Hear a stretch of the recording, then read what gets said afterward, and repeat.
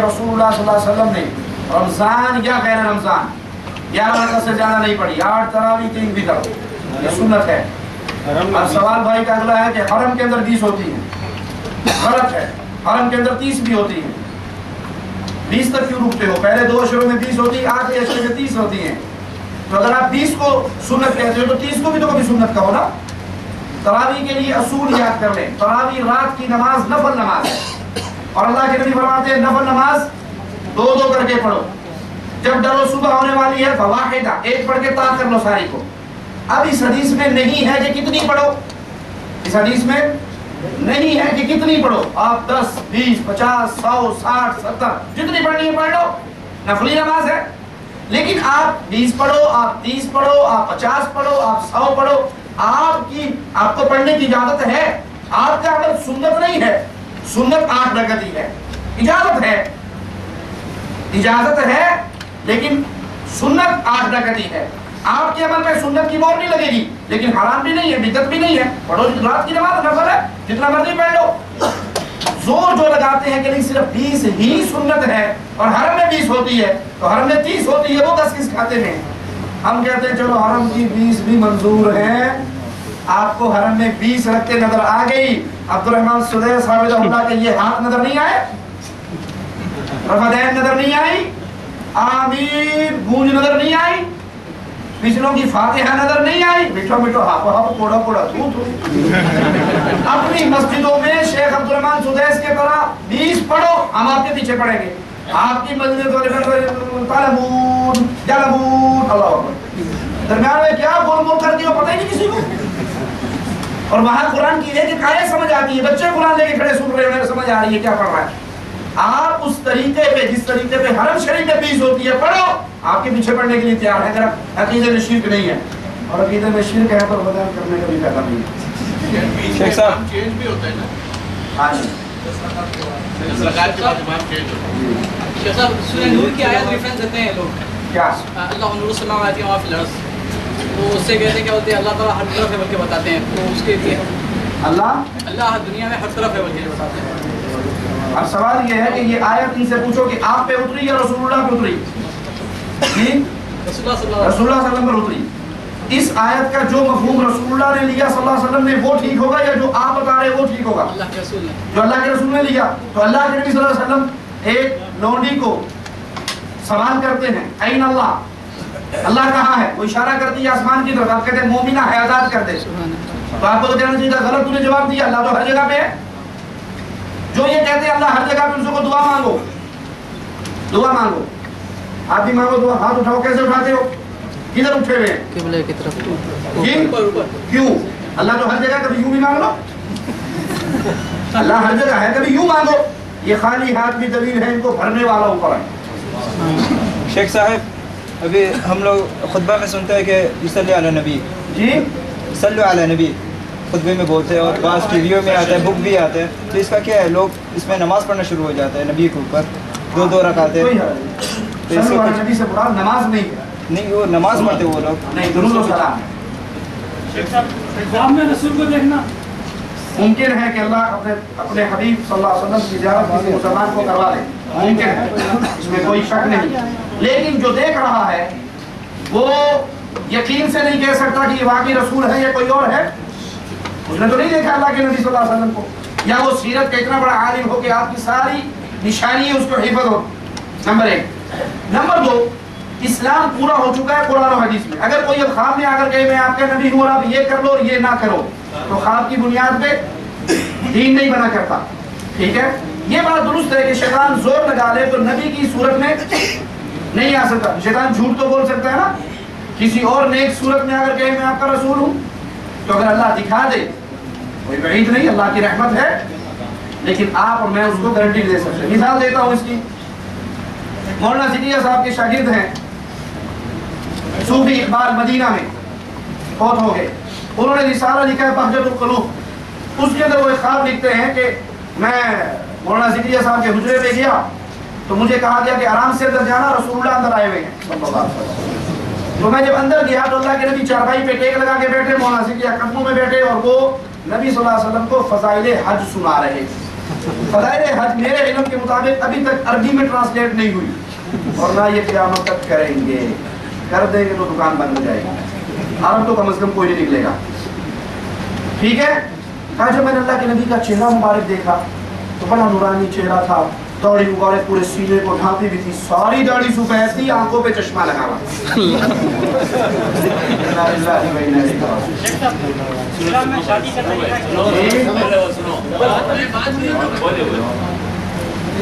بھائی نے سوال کیا ہے اسلام میں شادی کا طریقہ کار کیا ہے؟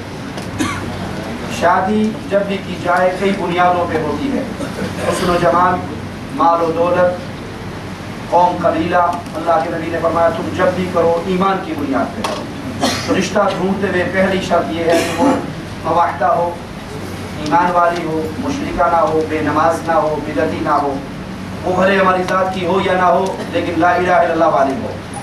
پھر شادی کرتے ہوئے رسول اللہ صلی اللہ علیہ وسلم کے طریقے پہ شادی کی جائے، ہندوؤں کے طریقے پہ نہ کی جائے. ہمارے ہاں جو رسمیں چلتی ہیں، مہندی کی رسم، اپٹن کی رسم، جوتی چرائی کی رسم، کنڈا پکڑائی کی رسم، دودھ پلائی کی رسم، سالیوں سے اٹھیلیوں کی رسم، یہ ہندوؤں کی رسم ہے. جہیز کی رسم یہ ہندوؤں کی. کنیا دان ہندی میں کہتے ہیں کنیا دان. جہیز دیتے ہیں، وراثت سے محروم کرتے ہیں. مسلمان بھی جہیز دیتا ہے، وراثت سے محروم کرتا ہے. تو رام چندر کی شادی نہ ہو، پتہ لگے یہ عبدالرحمان کی شادی. یہ اپنے فضائل اعمال کے بارے میں بتایا جو کتاب ہے اس کے اندر کافی شرکیہ چیزیں ہیں. اس کے اندر ہم نے دیکھا ہے کہ بہت سی سیاستہ کی جو احادیث ہے اس کے اندر موجود ہے، تو اگر ہم اس کو جلا دیں تو کیا اس کا ہمارے ساتھ آئے گا؟ ایک کنویں کے اندر کتا گرا ہوا ہے، مرا ہوا ہے کتا، ٹھنڈا پانی ہے، کنویں کا میٹھا پانی ہے، تو کیا کریں گے؟ کتا نکالیں گے یا نہیں نکالیں گے؟ کتے کے ہوتے ہوئے ٹھنڈا پانی نہیں پیا جائے گا. ایک کتاب کے اندر 1000 اچھی باتیں ہیں، اس میں صرف ایک شرکیہ بات ہے. 1000 اچھی باتیں ہیں اور ایک شرکیہ بات ہے. اس ایک شرکیہ بات سے جو لوگوں کے گمراہ ہونے کا ڈر ہے، 1000 اچھی دیکھ کر وہ 1000 جب 500 اچھی پڑھ لے گا وہ سمجھے گا ساری ہی اچھی ہے، وہ تو گمراہ ہو جائے گا. تو اس لیے قوم کو اس فتنے سے بچانے کے لیے اس کو جلانا، اس کو دفن کر دینا یا پانی سمندر میں بہا دینا کوئی گناہ نہیں.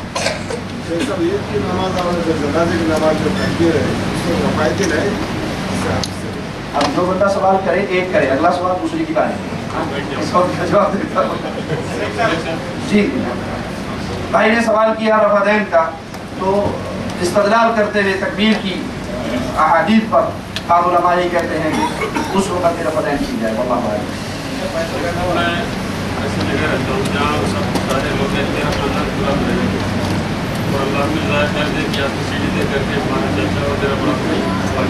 اللہ استقامت عطا فرمائے. گاؤں کے درمیان میں رہتا ہوں، گاؤں میں نکلنا پڑتا ہے، گاؤں پہ جانا پڑتا ہے. اس حالت میں کر سکتا ہوں؟ نہیں جا سکتے، نہیں جا سکتے. جس بندے کے بارے میں کنفرم پتا ہو کہ یہ شرک پہ مرا، یہ قبروں کو سجدہ کرتے ہوئے، طواف کرتے ہوئے، یا علی کہتے ہوئے، یا رسول اللہ کہتے ہوئے، 11ویں دیتے ہوئے مرا ہے، یہ شرک پہ مرا ہے. اس کا شرک اکبر ہے، اس کا جنازہ نہیں پڑھ سکتے. جنازہ نہ پڑھے تو نہیں جاتے جنازے میں، تو مٹی وغیرہ جیسے گاؤں کے لوگ دینے کے لیے خالی مٹی کو دے سکتے ہیں. کوشش کیجیے کوئی ایسا عمل نہ کرے جس سے مشرک کی عزت، مشرک کی تقریر. دیکھیے یہ پریشانیاں ضرور آتی ہیں، لیکن رسول اللہ صلی اللہ علیہ وسلم کی ایک حدیث سن لیجیے. آپ نے فرمایا ایک دور آئے گا فتنوں کا، جس طرح ہاتھ میں انگارہ بند کرنا مشکل ہوگا، اس وقت اسلام پورے پہ عمل کرنا مشکل ہوگا. لیکن جو فتنوں کے دور میں عمل کرے گا اس کو 50 شہیدوں کا ثواب ملے گا. صحابہ نے پوچھا وہ 50 ہم میں سے یا ان میں سے؟ میں بل منکم، تم میں سے 50 کا ثواب اس اکیلے کو ملے گا جو فتنوں کے دور میں ایمان پہ قائم رہے گا. واللہ اعلم. صلاۃ التسبیح اس کی جماعت تو کسی صحیح حدیث سے ثابت نہیں ہے، لیکن انفرادی پڑھنے پر بھی علماء کا اختلاف ہے. کچھ اس حدیث کو حسن درجے تک لے جاتے ہیں، شیخ ابن باز اور شیخ ابن عثیمین اسے ضعیف قرار دیتے ہیں. واللہ اعلم.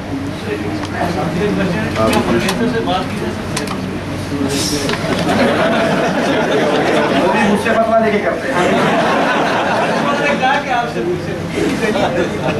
نہیں، منگنی اگر ہو گئی اور آپ نے کوئی معروف بات کر لی ہے، آپ کی والدہ، آپ کے والد، آپ کے عزیز بیٹھے ہیں، اس کے بھی عزیز و اقارب ماں باپ پاس بیٹھے ہیں، اور آپ اس سے کوئی سوال खास ذاتی पूछना चाहते हो, आपका अकीदा क्या है? हैं? मेरी 5000 रियाल है, आपका खर्चा पूरा होता नहीं होता? तो वो जवाब में कहती सिर्फ सुर्खी बोल रही आता और कुछ नहीं आता।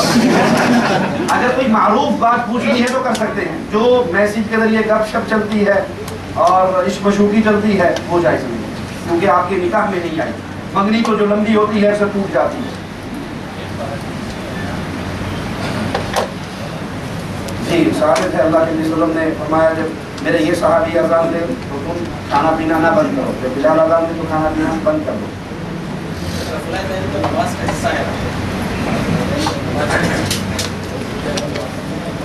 भाई ने पूछा है कि रफ़ुल यदैन नमाज का हिस्सा है, वो छूट जाए तो उसका क्या होगा? देखिए मैं अल्लाह के घर में बैठा हूँ, मैंने अल्लाह को जान देनी है, जो मैं कह रहा हूँ मेरे फरिश्ते लिख रहे हैं, जो लिख रहे हैं मैं इसका क़यामत के दिन जवाब दे दूँ। जब मैं जवाब दूंगा तो आप में से कोई मुझे छुड़ाने के लिए नहीं बोल सकेगा। मस्जिद में बैठ कर मैं ये इक़रार और ऐलान करता हूँ, दुनिया पे कोई एक सही हदीस नहीं है, दुनिया में कोई एक सही हदीस नहीं है कि अल्लाह के नबी सल्लल्लाहु अलैहि वसल्लम ने नमाज पढ़ी और रमज़ान नहीं करने की सही हदीस लातादाद है, बुखारी के अंदर है, मुस्लिम के अंदर है। ना करने की कोई सही हदीस, ना करने की जो रिवायात हैं वो ज़ईफ़ हैं, या फिर मौलवियों की अटकुल बच्चों हैं। वो कहते जी आप नहीं समझते, वो जो थी ना रमज़ान वो इसलिए आई थी कि लोग बुत लेके आते थे। ये ढकोसले हैं, किसी किताब में नहीं लिखा भाई, ये कोई रिवायत नहीं है, ये मौलवियों की जुबान पे है। हम उससे पूछते हैं कि जो बुत लेके आते थे बड़े पागल थे, बगलों में डाल के क्यों लाते थे, जेब में डाल के क्यों नहीं लाते थे? जो बुत लेके आते थे वो कहाँ के थे? जमात से नमाज फर्ज कहाँ हुई? मदीने में। बुतों वाली पार्टी कहाँ थी? जहाँ बुत थे जमात नहीं थी, जहाँ जमात थी बुत नहीं थे। चले कोई बात नहीं, इसको भी छोड़े। बुत लेके नाउजुबिल्लाह सहाबा तो नहीं आते थे ना, कोई नहीं कहेगा। मुनाफिक आते थे। मुनाफिक कौन होता है? जो ऊपर से आपका अंदर से दुश्मन, ऊपर से आपका अंदर से दुश्मन। जब वो बुत लेके आते और बुत रमज़ान करने की वजह से जमीन पे गिरते तो सैयदना उमर की तलवार क्यों नहीं निकलती थी कि ये मुनाफिक है मैं गर्दन मार दूं? मुनाफिक कब चाहता है कि मैं ओपन हो जाऊं इनके सामने? वो तो अल्लाह खबर देता था ये मुनाफिक है। ठीक है, सारी बात ये बोतल देना लो ना, ढक्कन लगा के नहीं आ क्या मान लेते हैं जी बुत लेके आ गए थे, छोटे से छोटा बुत कितना तो होगा ना, ठीक है, हम प्रैक्टिकल करके दिखाते हैं। ये बुत साहब आगे मैंने यहाँ रख लिया, अब नमाज पढ़ने के लिए सुन्नत तरीका क्या है रमज़ान करने का? इन कंधों के बराबर हाथ उठाना, ये सुन्नत है। हम अब मैंने रमज़ान की अल्लाह अकबर बुत किया, सुन्नत के मुताबिक किया। तो जो भाई बुतों वाली दलील देते हैं वो रमज़ान कैसे करते हैं?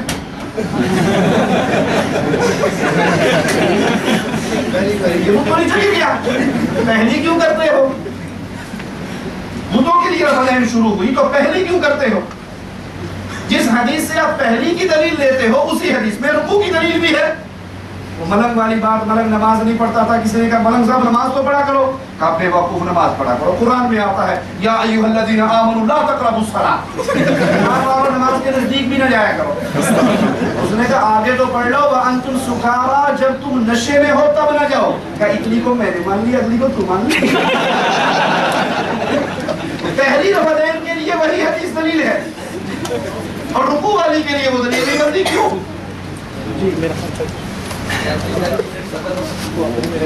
मुश्किल नहीं, मैं बाद में उसको बिठा के नमाज नहीं पढ़नी चाहिए, लेकिन अगर सुतरे की जगह और नहीं है, इंसान बैठा उसके पीछे खड़ा होकर इंसान नमाज पढ़ रहा है और उस इंसान के आगे से कोई और गुजर रहा है, कयाम में जब आदमी खड़ा होता है तो हाथ बांधता है, तो फिर जब रुकू में जाता है तब खड़ा होता है तब भी हाथ बांधता है, वो सही है? देखिए इस मसले से पहले एक असूल को याद कर लें। अगर असूल ये हो कि मैंने और आपने हदीस लेनी है और हदीस से मसला समझना है और हदीस के समझ में इख्तलाफ हो जाए तो कोई हरज नहीं। हदीस के समझ में इख्तलाफ हो, मकसद दोनों का हदीस लेना हो और हदीस को समझने में इख्तलाफ कर बैठे तो इंशाल्लाह दोनों खैर पे हैं। शर वहाँ पर है जहाँ ये हो कि हमने हदीस نہیں لینی، اپنے امام کا قول لینا ہے۔ اب حدیث کیا ہے؟